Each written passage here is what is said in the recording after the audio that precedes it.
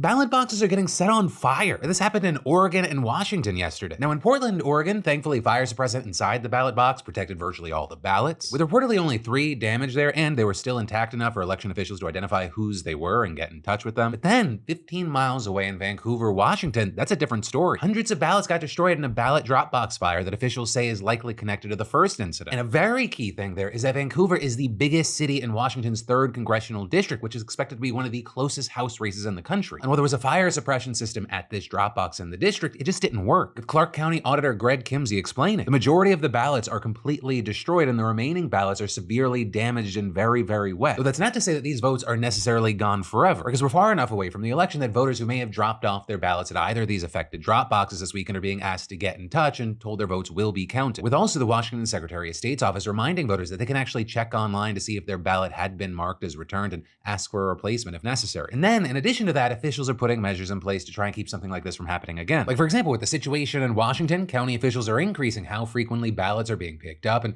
changing collection times to the evening so they're not being left there overnight. Also, the county decided to hire workers to monitor all of its drop boxes 24 hours a day until the election's over. And then, as far as these specific incidents, they're now being investigated by local authorities and the FBI. And actually, a big thing there is they've now shared a photo of a suspicious vehicle seen parked beside the drop box in Portland. So hopefully this asshole or assholes who are trying to fuck with democracy, they get held accountable soon. But overall, with this, you have experts still saying this is a secure way of voting, with one even telling NPR, for example, these drop boxes have been thought through and have these measures in place. And adding people should not allow these isolated incidents to undermine their trust in these voting methods, which are generally extremely secure. But then also saying, small-scale incidents like these arsons can bolster misconceptions about the security of drop boxes. Because as we've talked about on the show, ballot drop boxes and mail-in voting in general have been subjects of conspiracy theories and false claims since the 2020 election cycle. With in fact, the Department of Homeland Security warning that this could happen in a briefing last month, writing, some social media users are discussing and encouraging various methods of sabotaging ballot drop boxes and avoiding detection, with them then going on to say election infrastructure remains an attractive target for some domestic violent extremists and other threat actors with election-related grievances. And finally here, warning that some threat actors may perceive ballot drop boxes as soft targets because they are more accessible. Which on that note, this actually isn't the first time drop boxes have been targeted this month, because you may have missed of it, last week a postal service mailbox in Phoenix was set on fire, with about 20 ballots being damaged, and the Arizona Secretary of State saying that many undamaged ballots were recovered and the affected voters would be contacted. And the great news there is that local law enforcement have actually already arrested a 35-year-old man in connection to the incident, though he claimed that his actions were not politically motivated. Though, all of this, it's just a part of all the pre-election chaos that we're seeing right now. I mean, since we're already talking about Phoenix, there was also a guy arrested there last week for shooting at a DNC office on 3 separate occasions, with law enforcement saying that guy had amassed 120 guns and 250,000 rounds of ammunition, leading them to think that he was planning a mass shooting. Then, jumping back to mail-in voting, Russian actors were reportedly behind a widely shared and now debunked video seemingly showing mail-in ballots for Donald Trump being destroyed in Pennsylvania, with intelligence officials there saying the video is part of Moscow's broader effort to raise unfounded questions about the integrity of the US election and stoke divisions among Americans. And very importantly with that, saying they expect Russia to create and release similar content in the days leading up to the election and the weeks and months after. Right, so it's something that I always preach on the show, but be very careful and skeptical of what you're seeing out there at all times. Healthy skepticism is important to have. It's when you don't believe anything or you believe everything that you have a problem. But with all of that said, the main thing that I want to hit on as the final note here is do not let any of this stop you from voting by whatever means is available to you. In-person day of, in-person, early, drop box. If you have to do mail,